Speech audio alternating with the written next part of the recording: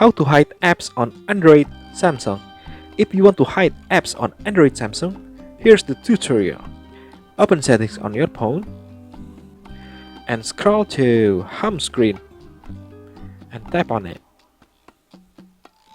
And scroll to hide apps and click on it. And select apps that you want to hide at home screen on your phone. For example, I will hide these apps, CapCut, and tap Done, and back to home. And CapCut app have been hidden on my phone.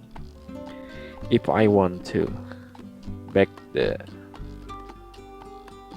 apps, just go to settings and go to home screen and scroll to hide apps and click on it and uncheck the CapCut app and tap Done at the bottom and go to home, and CapCut is back. And that is the tutorial on how to hide apps on Android Samsung. Don't forget to like and share this video and subscribe to this channel. See you in the next video.